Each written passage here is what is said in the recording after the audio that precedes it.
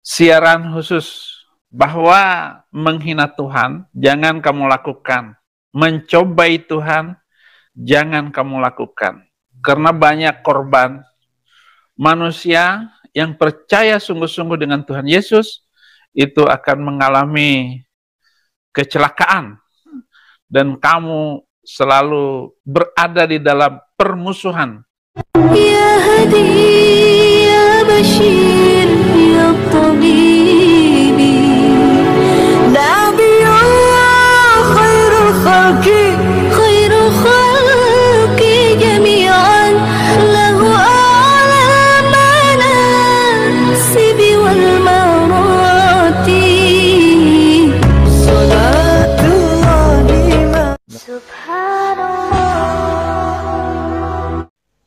Bismillahirrahmanirrahim. Assalamualaikum warahmatullahi wabarakatuh. Kamu muslimin yang dirahmati Allah, semoga Allah senantiasa curahkan segala rahmat, segala nikmat yang berkepanjangan dan tiada berhujung dari dunia hingga akhirat. Nah, insyaallah. Dan Allah pun kumpulkan kita para kaum muslimin di bawah naungan Rasulullah beserta para nabi, beserta para orang-orang yang Allah kasihi, Allah sayangi, Allah cintai, insyaallah di bawah naungan Rasulullah, di mana tiada naungan selain daripada naungannya, insyaallah. Amin amin Allahumma amin. Kaum muslimin, pada kesempatan pagi hari ini saya akan membuat sebuah video di mana video ini mengisahkan tentang bagaimana pendeta Yusuf Manubulu dan pendeta-pendeta yang lain lah ya, pendeta Manubulu dengan juga dan juga Saifuddin Ibrahim. Jadi kumpulan video lucu-lucu ini kamu muslimin ya, yang dimana menjadi Kristen itu ya, syarat menjadi Kristen itu wajib kucluk sampai mati. Karena apa? Karena apa yang menjadi penyampaiannya itu sungguh di luar nalar ya, di luar akal sehat. Karena apa? Tuhan ya mati, yang mencabut nyawa Tuhan itu iblis gitu ya, yang mencabut nyawa manusia iblis, yang mencabut nyawa Tuhan iblis. Jadi fungsi Tuhan ini hanya menghidupkan katanya, tapi tidak mampu mematikan gitu ya. Jadi orang-orang Kristen ini ya kadang-kadang blunder gitu ya. Kalau mereka mendoakan orang lain ya, ini doa orang Kristen terhadap orang lain, jika mana mereka tuh marah selalu mendoakan semoga Yesus mencabut nyawanya katanya ya. Nah, namun di sini kata Rudy Yohanes, kata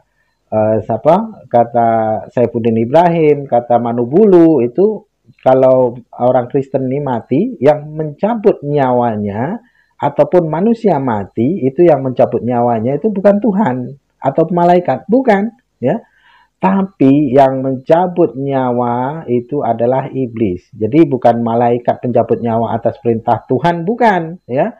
Malah justru iblis ini lebih berkuasa mencabut nyawa daripada Tuhan gitu. Itu menurut Kristen. Nah, jadi disitulah maka saya kata menjadi Kristen ya, syarat menjadi Kristen itu wajib kucluk sampai mati. Jadi gitulah membingungkan dan membagongkan kata si Udin. Oke, demikian kamu muslimin videonya. Selamat malam Bapak Pendeta Manubulu. Ya, malam. Begini Bapak Pendeta, saya mau bertanya tentang perihal anak domba ini tadi ya. Saya jadi bingung tentang perihal anak domba ini. Apakah Yesus itu diibaratkan anak domba? Ya, betul. Anak domba. Betul ya, anak domba. Lalu saya juga dengar tadi bahasanya Bapak Pendeta mengatakan Yesus tidak kawin, benar? Betul. Nah, tolong Bapak bukakan Wahyu 19 ayat 7. Wahyu 19. Wahyu 19 ayat 7. Wahyu 19 ayat 7. Sebentar. Ya, sebenarnya banyak yang mau saya bahas tuh, tapi kan kelamaan. Ya, silakan Anda bacakan, silakan. Dari pihak Bapak Pendeta saja yang bacakan biar semuanya dengar, biar tidak kesannya. Ya, silakan bacakan. Iya. Wahyu 19 ayat 7 ya Pak ya. Marilah kita bersukacita dan bersorak-sorai dan memuliakan Dia, karena hari perkawinan anak domba telah tiba dan pengantinnya telah siap sedia. Itu Pak. Nah, jadi anak domba ya benar. Jadi anak domba itu kawin ya Bapak Pendeta? Ya, kawin di sini bukan kawin dagingnya ya. Di situ kita Ya, harus ada. mengerti bahasa kebenaran. Silakan.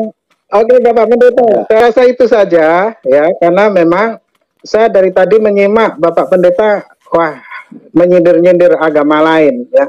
Jadi silakan Anda salto-salto dengan ayat itu ya. Kan Gini saya jelaskan sebentar, saya jelaskan ya. Itu di situ tuh perkawinan anak domba ya. Kita ini punya logika harus cerdas. Anak domba itu bukan urusan kitab suci untuk dikawinkan di surga. Itu bahasa-bahasa kiasan ya. Kenapa dia disebut anak domba? Karena pada waktu dia dibawa ke kayu salib, dia itu tidak memberontak, tidak melawan. Makanya dia disebut sebagai anak domba. Itulah yang dikenal kalau di Muslim itu sebagai hari raya korban. Nah, di dalam kekristenan, di dalam Alkitab, korban itu sudah darah Tuhan gitu loh. Jadi jelas ya. Jadi kalau misalnya Anda kurang paham, saya jelaskan kenapa seperti ada hari raya korban itu sebetulnya mengacu kepada pengorbanan daripada anak domba itu sendiri. Oke, kalaupun umat Islam berkorban mengorbankan binatang. Ya, artinya ya sudah terputus. Oke. Ke Rangga Susena. Ya, Selamat malam. Selamat malam. Ya, ini saya bertanya kepada Ibu Siti Aminah atau kepada Pak Manubulu ini? Ya, kepada saya boleh. Silakan. Kalau kepada Bu Aminah boleh nggak? Ya, bertanya aja dulu, nanti dijawab. Ya, tadi di awal saya masih ingat mengutip Lukas 2 ayat 11 ya. Bisa ditampilkan nggak ayatnya? Lukas berapa, Pak? Ya, linknya penuh. Lukas 2 ayat 11. Lukas 2 ayat 11. Hari ini telah lahir bagimu juru selamat, yaitu Kristus Tuhan di kota Daud. Saya rasa terjemahan ini ada yang bermasalah, yaitu di kata Tuhan itu. Ya, karena ini bukan Theos ya, tapi ini Kurios ya. Bisa bacakan dari bahasa Yunaninya ya. Kurios menurut siapa? Nah, ini bentar. Menurut teks Bizantin, oti etexte umin semeron soter os estin Christos Kurios en polei David. Nah, di sini Kurios ya. Kalau di sini Theos saya setuju kalau itu Tuhan. Karena nanti ada di dalam Kejadian pasal 27 ayat 29 di sini Abraham disebut Kurios. Bangsa-bangsa akan takluk kepadamu dan suku-suku bangsa akan sujud kepadamu. Jadilah Tuhan atas saudara-saudaramu. Bahasa Yunaninya gini di dalam Septuaginta. Kai douleusa tosan soi etne kai proskunesos usin soi arhontes kai ginou Kurios. Nah, di sini Abraham juga Kurios. Nah, Yesus Kurios. Kenapa kok Abraham tidak jadi Tuhan kalau begitu? Ya, gini. Ini gimana Bu Deborah? Sama-sama Kurios kok, yang satunya gini. Tuhan, yang satunya bukan. Gini Mas Rangga, ya, Anda kan bertanya di sini ya. Iya, saya bertanya. Memang itu kan kalimat saya kalimat bertanya itu. Interrogatif ya. Bertanya. Ya, oke, saya sudah kasih kuliah di awal, ya, ini bukan ruang untuk berdebat, ya. Jadi kalau kita jawab, silakan dijawab. Tidak usah memaksakan pendapat. Ya, silakan dijawab karena sama-sama Kurios kok, yang satunya. Ya, mau Kurios kah, mau Kuros kah, mau Kures kah, mau Kurais kah, bagi kami itu tidak urusan dengan kami. Dan harga mati firman Tuhan itu mengatakan Kristus itu adalah Tuhan. Ya. Jadi ya, firman dalam terjemahan Indonesia. Ya, dalam terjemahan Indonesia Tuhan. Kalau dalam bahasa aslinya Tuhan itu. Enggak, itu kan menurut Anda saja. Itu menurut Anda saja. Dengan huruf yang sama, Ya, oke. Ini apa? Malam, Pak. Ini saya ada sedikit pertanyaan, boleh enggak? Iya, boleh. Oh ya. Tapi Ini saya perkenalkan nama dulu saya. Iya, bukan untuk berdebat ya, Pak. Iya, bukan untuk berdebat. Cuman ada satu pertanyaan yang mengganjal di hati saya itu. Ya, pertanyaan langsung saja Pak Yusuf ya. Ya, silakan. Pertanyaannya apa? Ya, halo, begini Pak Yusuf. Ya. Pertanyaan saya, Bunda Maria itu manusia kan? Betul. Ya, bisa mati juga kan? Betul. Nah, Tuhannya Pak Yusuf itu Yesus kan? Ya. Nah, artinya yang bisa mencabut nyawa manusia itu kan Tuhan, iya kan? Ya. Nah, berarti Yesus itu termasuk golongan apa Pak Yusuf? Coba. Ya Tuhan lah. Enggak, maksudnya kan anak yang membunuh ibunya itu termasuk golongan anak durhaka kan? Loh, kematian itu kan bukan produknya Tuhan, itu kan produknya setan. Oh gitu ya. Otoritas Tuhan itu apa saja Pak Yusuf kalau boleh tahu? Ya, otoritas Tuhan menghidupkan. Tidak bisa mematikan ya? Ya, kalau mematikan itu setan, Pak. Tuhan itu baik, tidak pernah mematikan manusia. Terus manusia mati ini selama ini itu karena apa Pak Yusuf? Siapa yang mencabut nyawa itu Pak Yusuf? Iya, siapa yang mencabut nyawa itu? Ya, yang mencabut nyawa itu. Setan yang mencabut nyawa manusia, Pak. Makanya Tuhan Yesus datang untuk menebus supaya apa? Supaya orang-orang yang mati di dalam Tuhan yang sudah percaya itu diselamatkan. Roh jiwanya dibawa pulang ke surga, hanya dagingnya yang mati. Tapi kalau orang yang tidak percaya Tuhan Yesus, itu mati semuanya, roh jiwa dan tubuhnya mati semua, Pak. Oh, begitu ya. Nah, sekarang begini, yang mencabut nyawa ya Yesus itu siapa Pak Yusuf? Kan Yesus mati 3 hari. Yang mencabut nyawanya Yesus itu dia menyerahkan nyawanya untuk penebusan dosa. Iya, saya paham itu Pak Yusuf. Yang saya tanyakan itu yang mencabut nyawa Yesus itu siapa coba? Kan Yesus manusia, ya kan? Dia akan mati untuk menebus dosa, Pak. Upah dosa itu maut. Iya, saya paham itu Pak Yusuf. Yang saya tanyakan, siapa yang mencabut nyawa Yesus itu ketika mati di kayu salib? Iya, dia mati karena menanggung dosa manusia. Iya, saya paham itu Pak Yusuf. Yang saya tanyakan, sekali lagi yang saya tanyakan itu, yang mencabut nyawanya itu siapa Pak Yusuf? Saya tidak tanya dia menyerahkan nyawa atau tidak Pak Yusuf.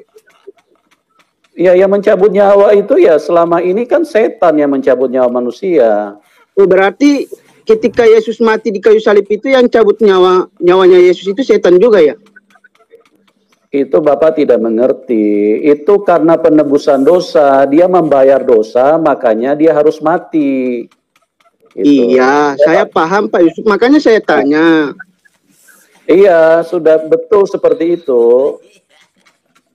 Terus apa lagi pertanyaannya? Enggak, cuman itu saja. Ya, sudah jelas seperti itu. Yang penting, ya ini terputus.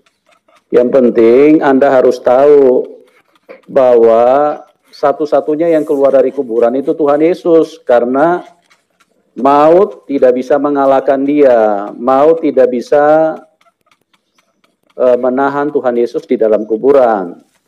Karena Tuhan Yesus tidak berdosa. Itu. Ya, tadi terputus ya. Selamat siang Pak Yusuf. Selamat siang. Ya, selamat malam Pak di sini. Oh, malam di sana ya Pak ya? Oh. Iya. Saya bertanya ke siapa Pak? Ke Bapak atau ke Ibu Siti ini? Silakan aja Pak, pertanyaannya diajukan aja. Bapak posisi di mana nih? Saya di Amerika ini Pak. Di Amerika. Oh ya, silakan. Ini Pak, saya mau menanyakan mengenai masalah ayat Kejadian 8 ayat 21 itu Pak. Ya. Bisa tolong dibacakan, Bu? Kejadian 8 ayat 21. Kejadian 8 ayat 21 ya Pak ya. Ya.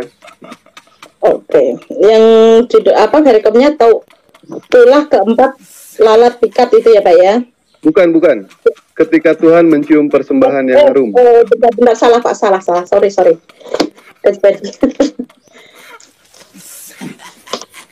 Oke. Kejadian 8 ayat 21. Oke, oh ini ya. Air bah turut ya Pak ya. Bukan. Ketika Tuhan mencium ya persembahan yang harum. Iya, kan perikopnya kan air bah surut Pak. Jadi jangan mencomot ayat. Itu loh. Baik. Ya, 21. Ketika Tuhan mencium persembahan yang harum itu, berfirmanlah Tuhan dalam hatinya, Aku takkan mengutuk bumi ini lagi karena manusia, sekalipun yang ditimbulkan hatinya adalah jahat dari sejak kecilnya. Dan aku tak akan membinasakan lagi segala yang hidup seperti yang telah kulakukan. Terus? Nah, pertanyaan saya, ketika Tuhan berfirman dalam hati, ini yang mendengarkan siapa ini?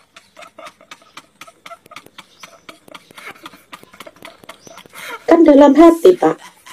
Iya, yang mendengarkan siapa? Kok bisa dicatat ayatnya ada? Ya, jadi begini Pak Mahadewa, Bapak Kristen apa Islam Pak? Saya Muslim Pak. Oke. Jadi itulah ajaibnya Tuhan Yesus. Ya. Oh, ajaib. Itulah hebatnya Tuhan Yesus karena Tuhan Yesus itu berfungsi menjadi tiga fungsi. Ada fungsi Roh Kudus, Pak. Roh Kudus itulah yang berbicara dan menjelaskan kepada Musa pada waktu itu. Terus? Gitu, Pak. Ya. Tidak ini Pak. Di sini bunyinya jelas Pak, dijelaskan di sini. Berfirmanlah Tuhan dalam hati. Ketika Tuhan berfirman Pak, siapa orang yang punya kapasitas untuk mendengarkan firman Tuhan ini? Sedangkan kita sebagai manusia saja Pak, sebagai manusia saja Pak, ketika kita berbicara dalam hati, tidak mungkin yang namanya kita itu bisa mendengar. Bapak berbicara dalam hati, saya tidak mungkin mendengar Pak. Mau setinggi apapun orang itu, mau sesakti apapun dia, baik itu seperti Angling Dharma ataupun Brahma Kumbara, ini tidak akan sanggup Pak untuk mendengar ketika Tuhan berfirman dalam hati. Begini Pak Mahadewa, itu kan kalau menurut logika manusia, menurut akal manusia. Tapi kalau menurut cara kerja Tuhan yang tidak terbatas, segala sesuatu itu mungkin. Tuhan itu satu, tapi dia tiga fungsi. Ada fungsi Bapa, Putra, dan Roh Kudus. Nah, Roh Kudus itulah yang berfungsi untuk menjelaskan kepada hamba-hambanya apa yang ada di dalam hati Tuhan. Makanya, lantas yang siapa itu? Nabi Musa tidak mendengarkan, tapi Roh Kudus yang ada di dalam Allah itu sendiri, dia yang mengerti, dialah yang jelaskan kepada Musa. Di sini tidak ada penjelasan Roh Kudus, Pak. Di sini, Pak. Jadi Bapak jangan ngarang cerita. Di sini nggak usah ngarang cerita, Bapak. Di sini jelas disebutkan, berfirmanlah Tuhan dalam hati. Sebentar, Pak. Diam dulu. Bapak jangan memaksakan otak Bapak di sini.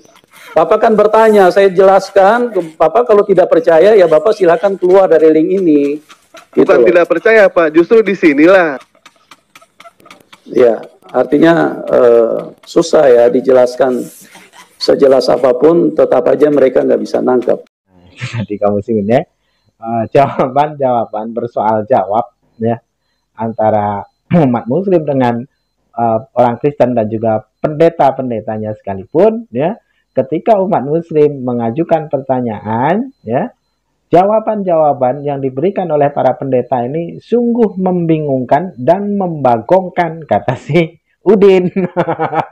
Dan kalau Udin juga pernah berkata bahwasanya menjadi orang Kristen ya, syarat menjadi Kristen itu wajib kucluk sampai mati. Dan juga kata si Udin ya, kalau mengikut Yesus itu celaka gitu.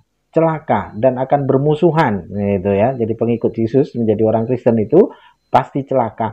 Ini demi Allah saya tidak mengedit, saya tidak memotong, saya juga tidak membuat rekayasa ucapan Udin, tidak. Tapi demi Allah Udin yang mengatakan menjadi seorang Kristen pengikut Yesus itu pasti celaka. Itu Udin yang bilang, bukan saya. Jadi ini real perkataan Udin, bukan perkataan saya. Saya hanya menyambung lidah, mengulangi perkataan Saifuddin Ibrahim atau si Taiudin, si Taiudin Birahi ini, ya, dia pernah mengatakan begitu semalam, ya. Jadi saya tidak ada mengedit, saya juga tidak ada memotong, ya, tentang ucapan si Taiudin. Jadi kata si Taiudin, saya tekankan sekali lagi, saya perjelas, saya ulangi, bahwasanya menjadi Kristen, menjadi pengikut Yesus itu pasti celaka. Gitu. Oke, demikian saja kaum muslimin yang dapat saya sampaikan. Saya Rivi Dusono. Wassalamualaikum warahmatullahi wabarakatuh. Ya Hadi